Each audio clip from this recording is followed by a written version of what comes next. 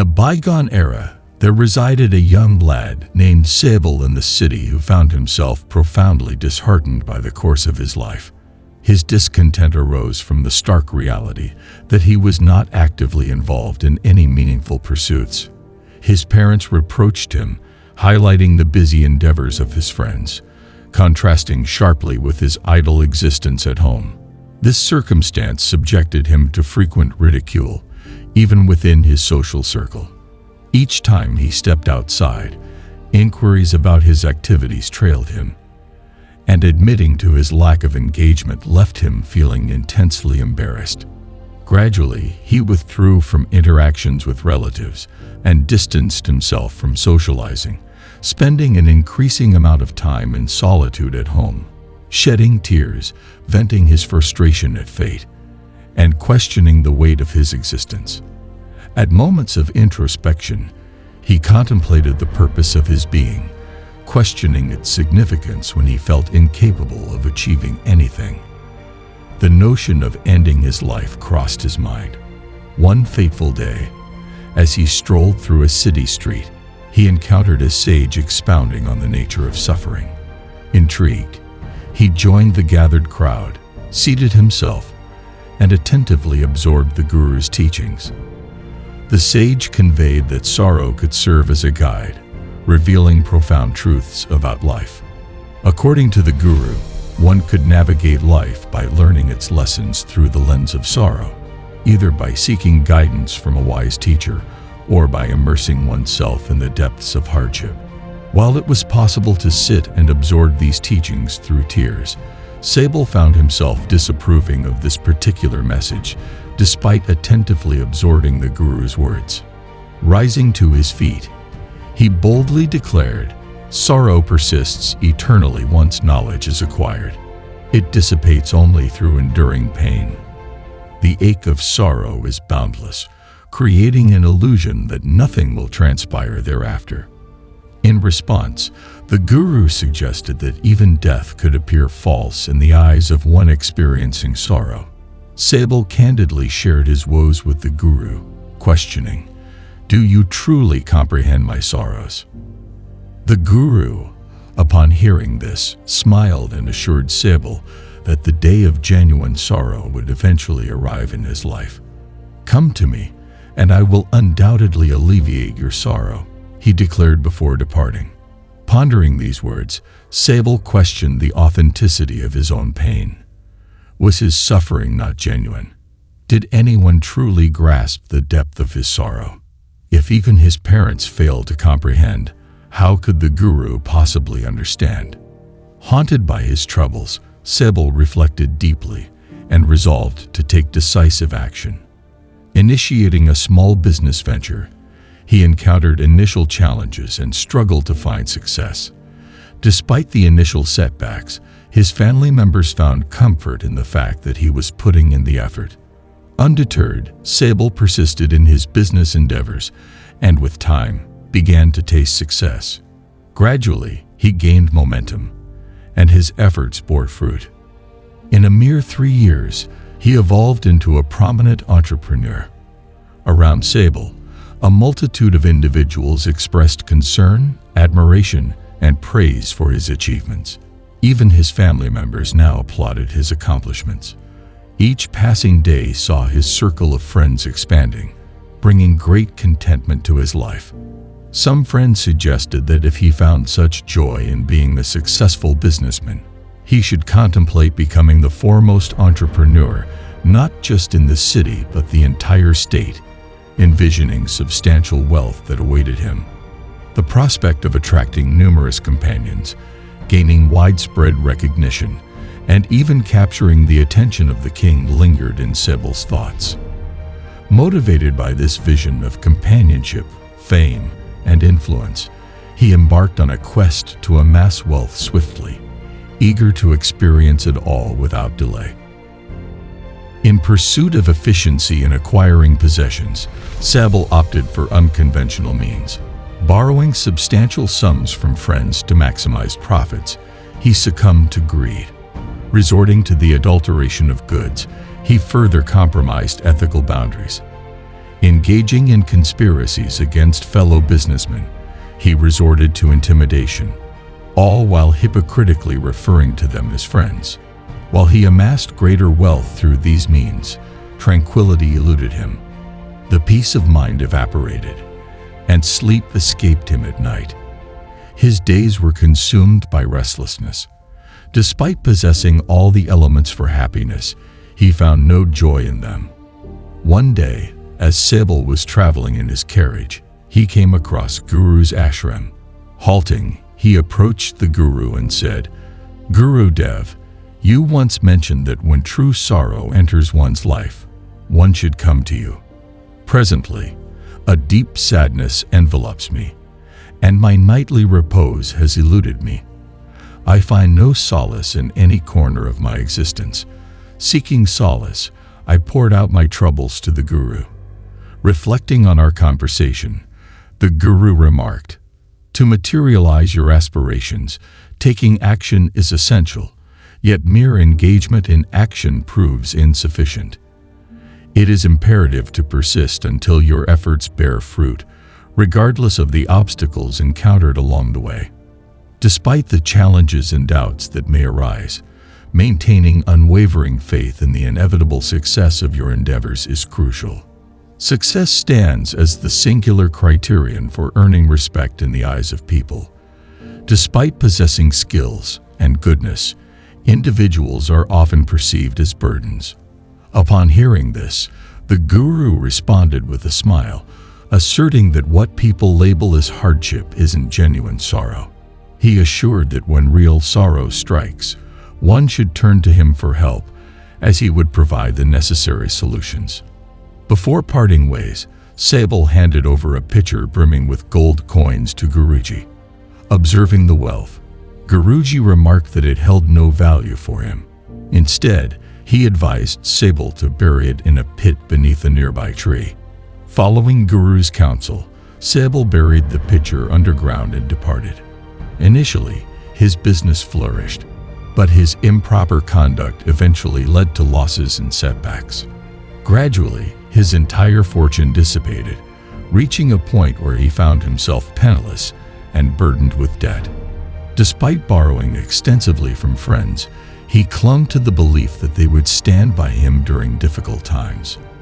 However, when adversity struck, his friends not only demanded repayment, but also resorted to dire threats, suggesting that their own lives were at stake. In this challenging phase, his closest allies turned their backs on him. Those who once shared lighthearted moments with him now avoided his company. Family members, instead of offering support, began tallying his errors and flaws. His assets were liquidated through auctions, leaving him with nothing. Desperate, he turned to his father for assistance, only to be met with the meager reply, "I have this modest property. If I entrust this to you, where shall I harbor your mother?" This estate stands as our ultimate refuge. Within the resilient individual dwelled profound sorrow, with no companions in sight. There existed someone capable of comprehending his pain, guiding him, connecting with him, and engaging with others. The weight of deception and betrayal left him shattered from within. "When we first met, you were in the grip of sorrow. What wisdom did you glean?" He contemplated the purpose of his continued existence, entertaining thoughts of death as the only solace. While on the path to ending his life, a recollection struck him. He remembered the Guru's advice to seek solace in times of true sorrow. Sable redirected his steps towards the Guru and poured out his grief, tearfully imploring, "Guru Dev, please alleviate this anguish of mine." Sable expressed, "When genuine sorrow befalls you, turn to me, and I will resolve it." In response, Sable questioned, "What is unfolding in my life currently? Is it not sorrow? What indeed constitutes authentic sorrow?"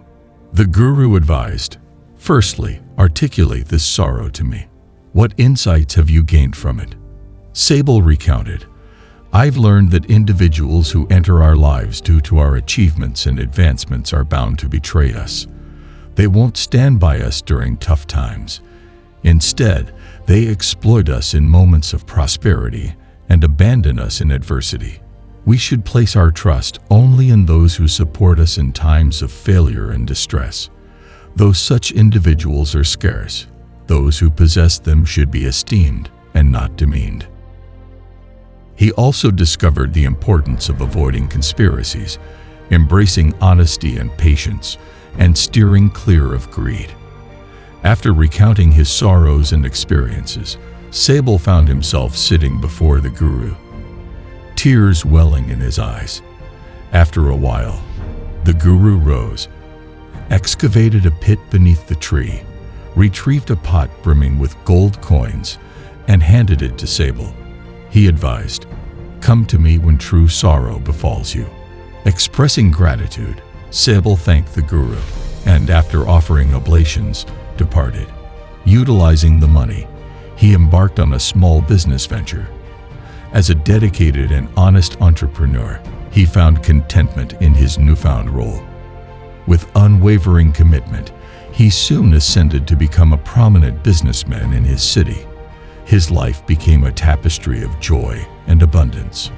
Regardless of the extent of your skills or the quality of your actions, strive to do good work and contribute through donations and benevolent deeds. Despite the positive efforts to help others, life inevitably carries its share of sorrow. Such was the case in Al's life, marked by the profound loss of both parents on the same fateful day. A tragedy that deeply affected him due to the immense love he harbored for them. Arranging for the last rites at the crematorium, Al witnessed the poignant sight of his parents' bodies consumed by the flames, causing his heart to sink with grief. Returning home, he confronted the property and house that had been a source of contention between his parents, adding another layer of complexity to the emotional turmoil he was experiencing. Today, she lay forsaken, and a responsibility fell upon him to care for her and champion her cause. Everything his father had amassed and built was now left behind, a legacy from a man who had fiercely contested for his possessions just a day prior. With his father's departure from this world, his mind became ensnared in a whirlpool of conflicting thoughts. Feelings of solitude and apprehension gripped him from within, leaving a sense of emptiness. He sensed an elusive understanding, something just beyond his grasp. Seeking clarity, he turned to his guru. Upon sighting him, the guru inquired, "Is there sorrow in your life?" Sable replied, "Well, Gurudev, there is no sorrow in life." Amidst the realm of joy and prosperity, an unexpected turn of events unfolded today as my parents departed from this world. The gravity of this loss weighs heavily on my heart. Seeking solace, I turned to the guru, who calmly remarked, "Why grieve? The departure of loved ones is inevitable. No one escapes the clutches of mortality.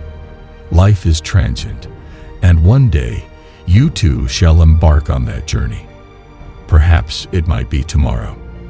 The guru continued, urging me to contemplate the fleeting nature of existence. Whether it is today or tomorrow, death is an unescapable reality. Embrace the present, for life is but a fleeting moment. Sable interjected, expressing disbelief at the harsh reality. "Gurudev, I am still young," Sable exclaimed. The guru responded, "Youth does not shield one from the grasp of mortality.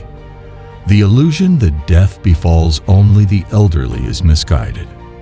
In the grand design of life, the young may depart before the old, and even children are not exempt. Death knows no age boundaries. It is a universal truth. It consumes everyone." Sable's mind resonated with the guru's words. He silently withdrew from the gathering, yet his thoughts lingered. Restless and somewhat hollow, he pondered his existence throughout the day. Was life merely about utilizing resources and eventually perishing? Such inquiries persisted in his mind. Each attempt to rise above his contemplations proved futile. The restlessness persisted, and a sense of emptiness lingered. Days passed, and his melancholy deepened. Seeking answers, he once again sought the guidance of the Guru. "Guru Dev," he confessed, "I am engulfed in sorrow, unable to discern my purpose in this world." In response, Guru Dev smiled, remarking, "Today marks the emergence of genuine sorrow in your life for the first time. Indeed, this is the grief that truly merits the label of sorrow, not knowing who we are, why we've arrived, what tasks lie before us, and how to navigate them," Sabal expressed. Gurudev implored, "Resolve my sorrow." In response, the Guru questioned, "What is it that humanity accumulates throughout life?" Sabal pondered, "What do we, as human beings, amass in the course of our existence?" "Property, honor, family, friends, enemies, position, and prestige," listed the Guru. Then he probed further. "Among all these acquisitions, what is the one constant?" Saul replied, "None, Gurudev. None of these can accompany me. None accompany my parents. All that endures is my family. Property, everything." The Guru then advised, "Now focus your attention on my words. In this world, we often fail to gather the true essence of what lies before us. We neglect to truly perceive the things present in our immediate surroundings. What requires our attention and collection in this world is none other than ourselves. The true gathering is of our own being. It is imperative that we amass the facets of our existence. Only in death do we find the opportunity to unify and recognize our true selves. Our internal divisions, stemming from emotions like love, hatred, anger, and jealousy, as well as external factors like wealth, property, position, prestige, mind, identity, religion, and caste, fragment our lives into countless pieces. We live in a state of disarray, lacking unity. The multitude of desires further exacerbates this division. This fragmentation prevents the unification of our consciousness. Our awareness is scattered, and as a result, time and energy become scarce resources. Looking inward once, one realizes that what society often labels as sorrow, whether it be the absence of wealth, amenities, or respect, is merely a manifestation of personal desires and wishes. Those who spend their lives lamenting these perceived sorrows and seeking solutions are bound to be disappointed, for the true source of their distress lies in unattainable aspirations. Direct your attention to self-awareness. Begin by acknowledging your own identity. Avoid straying from this fundamental principle. Sabal questioned, "Gurudev, should we detach ourselves from this world? Is it advisable to eliminate all desires, refrain from forming attachments, and abstain from accumulating wealth and possessions? Would it be wise to abandon the pursuit of honor and respect?" Gurudev responded, explaining that desires and wishes originate from a scattered mind. These desires emerge spontaneously, much like a stone falling from a mountain, over which the mountain has no control except for a sense of disturbance and loss. Similarly, the desires of a scattered individual are uncontrollable and distressing. An uncontrolled mind can lead to unpredictable actions, fostering unrealistic fantasies and persistent sorrow.